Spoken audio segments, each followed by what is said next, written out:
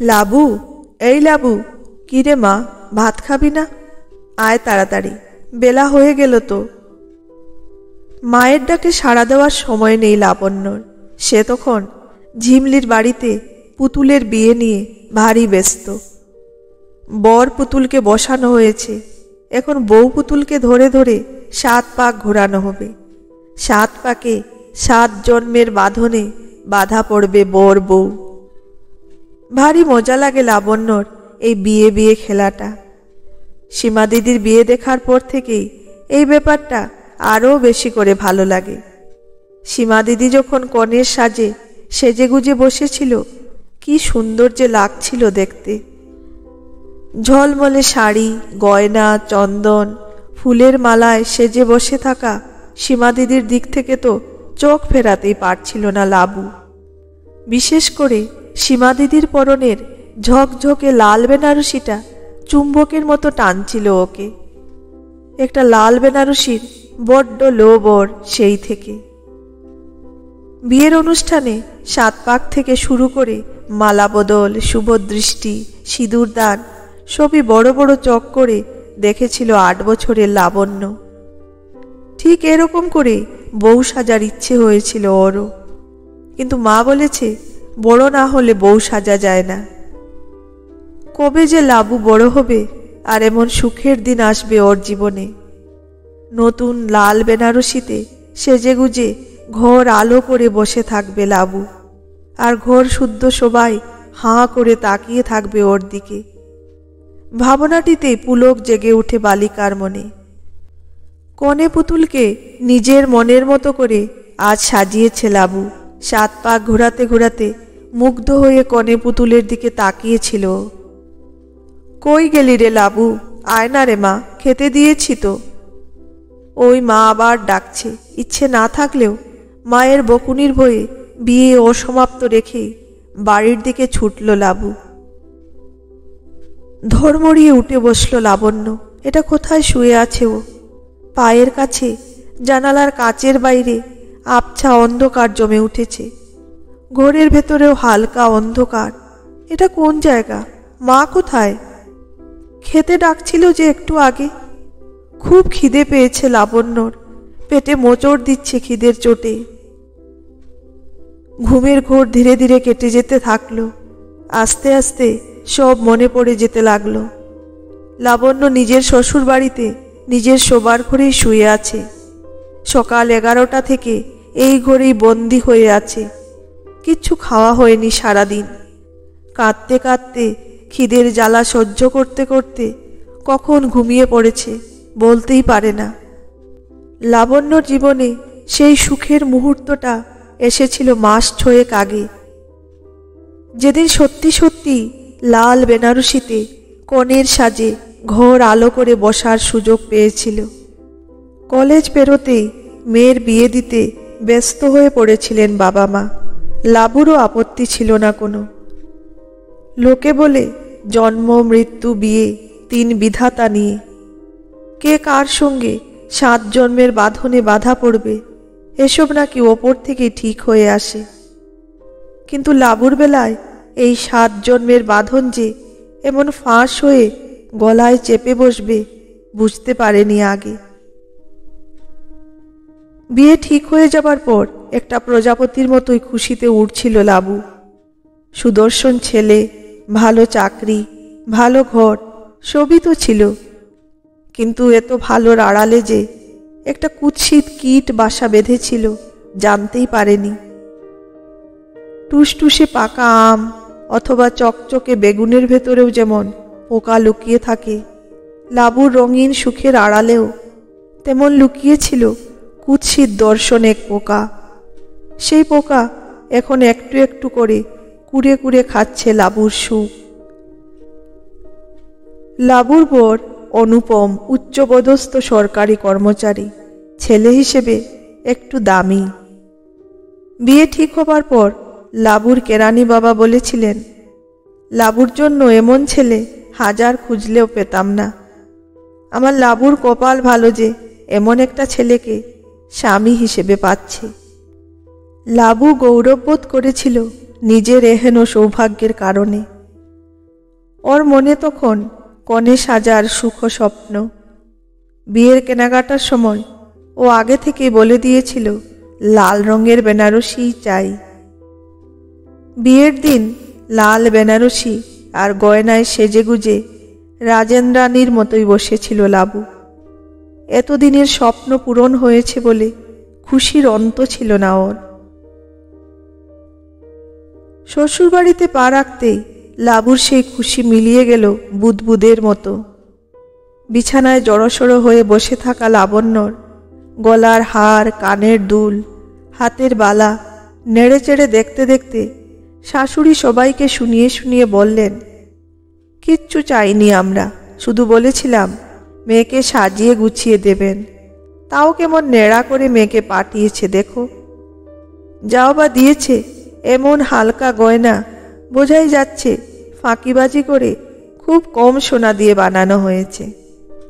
ফার্নিচারগুলো দেখলেই মনে হচ্ছে কম দামি, কোথা থেকে বানিয়েছে কে জানে। অনুপমের দিদি মায়ের সাথে সাথে ফোড়ন কেটেছে। এ কেমন কাঙ্গাল রে বাবা, সরকারি চাকরি করে টাকার তো অভাব থাকার কথা নয়, শাশুড়ি উচ্চস্বরে বললেন। সবার করুণার দৃষ্টি লাবণ্যর ওপর। লাবণ্য তখন ঠোঁট কামড়ে কান্না চাপছে। মা, বাবা আর ক্লাস 11-এ পড়া ভাইয়ের মুখটা কেবল ভেসে উঠছে চোখের সামনে। বলতে পারেনি, বাবা তো সব কিছুই দিয়েছে নিজের সাধ্য মতো, এর চেয়ে বেশি ক্ষমতা তো নেই বাবার। ফুলশয্যার রাতে লাবণ্যর সুদর্শন বর অনুপম বিদ্রূপের স্বরে বলল, তোমার বাবা নাকি কোনো মতে নমনম করে মেয়ে বিদায় করে দায় সেরেছেন। মেয়েকে পার করার খুব তাড়া ছিল বোধহয়। লাবণ্য দাঁতে দাঁত চেপে চুপ করে রইল। অনুপম লাবণ্যর মুখটা 2 হাতে চেপে ধরে ব্যঙ্গের হাসিতে বলল, রংটাও তো ময়লা, কোন বুদ্ধিতে বিয়ের দিন লাল বেনারসি পরেছিলে, কি বিতকুটে যে দেখাচ্ছিল। লাবণ্য আর চুপ করে থাকতে পারল না, বলে ফেলল, আমাকে যখন এত অপছন্দ ছিল তাহলে বিয়েটা করলে কেন? কাঙালের মেয়েরও তেজ আছে দেখছি। অনুপম হাসল।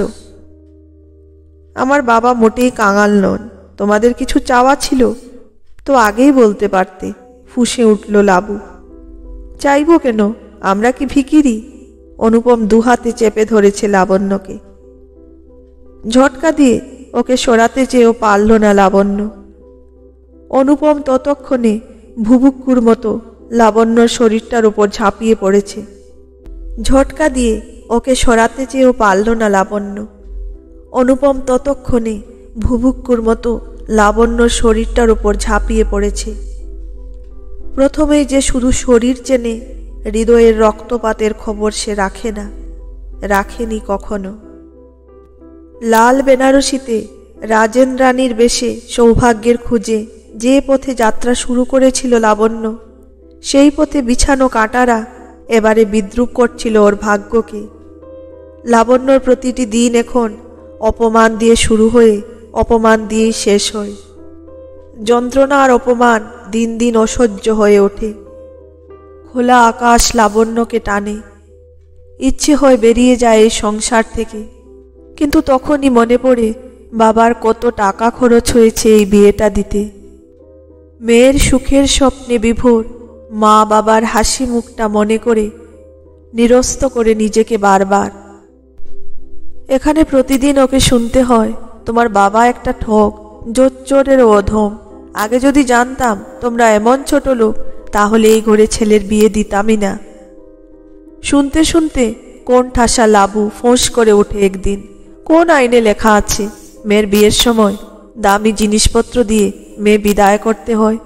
ছোট লোক আমরা নই, যারা অন্যের দেওয়া জিনিস হাত পেতে নেয়, আবার দামি জিনিস দেওয়া হলো না বলে নিন্দে করতে আসে, তারাই ছোট লোক। অত্যাচারের মাত্রা আরও বেড়ে যায়, লাবুও ছাড়ে না। কোন ঠাসা বেড়ালো দাঁত নখ বের করে, আর লাবু তো মানুষ, যার নরম অনুভূতিগুলোকে পায়ে দোলে পিষে থেতলে দেওয়া হচ্ছে প্রতিদিন। কেটেই যাচ্ছিল যন্ত্রণাময় দিনগুলো, নিজের ভাগ্যকে মেনেই নিয়েছিল লাবু। শুধু লাল বেনারসিটার উপর আক্রোশ জমে উঠছিল দিন দিন।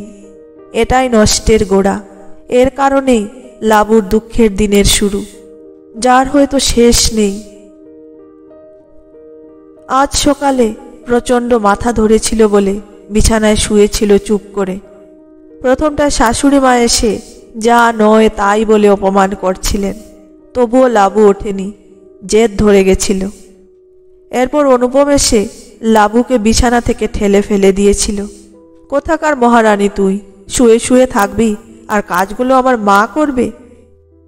আমার শরীর খারাপ লাগছে, একদিন কাজগুলো করলে তোমার মা মরে যাবেন না। ঠান্ডা অথচ শক্ত গলায় বলেছিল লাবণ্য। ছোট লোকের মেয়ের এত বড় আস্পর্ধা সহ্য করেনি অনুপম। লাবণ্যকে মেরে মাটিতে ফেলে দিয়েছিল। তারপর এই ঘরেই ওকে বন্ধ করে রেখে সবাই চলে গেছিল। এখন সন্ধে পেরিয়ে গেল প্রায়, কিন্তু দরজাটা খুলেনি কেউ। সকাল থেকে না খেয়ে আছে লাবু, কেউ একবার খবরও নেয়নি। মা, ও মা, ও বাবা, দেখে যাও কত সুখে আছি আমি, দেখে যাও তোমরা। অন্ধকার ঘরে লাবুর আর্তনাদ, লাবুর কান্না, কেউ শুনে না, কেউ আসে না ওর দুঃখের ভাগ নিতে। লাবু জানে যা করার ওকে একাই করতে হবে। অনেক রাতে দরজা খুলে ঘরে এসে ঢুকেছে অনুপম। ক্ষুধার্ত তৃষ্ণার্ত লাবুর দিকে তাকিয়ে বলেছে, কবে সুবুদ্ধি হবে তোমার? সারাদিন খেতে পেলে না, ভালো লাগলো? লাবু জবাব দেয়নি, দাঁতে দাঁত চেপে বসেছিল। একসময় একটা লোভী শেয়ালের মতো অনুপম এগিয়ে এসেছিল ওর দিকে। লাফিয়ে উঠে বাথরুমে ঢুকে দরজা বন্ধ করে দিয়েছিল লাবণ্য। কিছুক্ষণ দরজায় ধাক্কাধাক্কি করে লাবণ্যকে খিস্তি দিয়ে একসময় ঘুমিয়ে পড়ল অনুপম। গভীর রাতে লাবণ্য বেরিয়ে এলো চুপি সারে। তারপর দরজা খুলে সোজা বাইরে। একবার খাঁচার দরজা খুলে গেলে পাখি কি আর ফেরে? সকালে ঘুম থেকে উঠে অনুপম আবিষ্কার করল লাবণ্য ঘরে নেই। বাথরুমে পড়ে রয়েছে পোড়া ছাই। জন্মের শত্রু লাল বেনারসিটাকে পুড়িয়ে দিয়ে গেছে লাবু। এই বেনারসিটা ওর পায়ের শিকল হয়েছিল, এতদিনে মুক্তি হয়েছে ওর। শেকল কেটে গেছে লাবণ্যর। খোলা আকাশে উড়ছে সে এখন। ছাত্রছাত্রীদের প্রিয় টিচার লাবণ্য ম্যাম আকাশের নীল ভালোবাসে, লাল বেনারসিতে বড্ড ভয় ওর। তাই মুগ্ধ সহকর্মীর আকুল আবেদনকে প্রত্যাখ্যান করে সভয়ে। মা বোঝেন, মেয়েকে বোঝান, তখন তোর স্বপ্নটা ভুল ছিল, আমরাও ভুল ছিলাম, সময়টাও ছিল ভুল। এখন কিন্তু সব কিছু বদলে গেছে মা। লাবণ্য চুপ করে থাকে, হয়তো মেনে নে। বিয়ের দিন লাল বেনারসিতে কনের সাজে লাবু চোখ রাখে প্রত্যুষের চোখে। ওই চোখে ফুটে আছে মুগ্ধতা আর ভালোবাসা। লাবণ্য বুঝল লাল বেনারসিটা এবার শিকল হয়ে নয়, ভালোবাসার বাঁধনে বেঁধে রাখবে ওকে।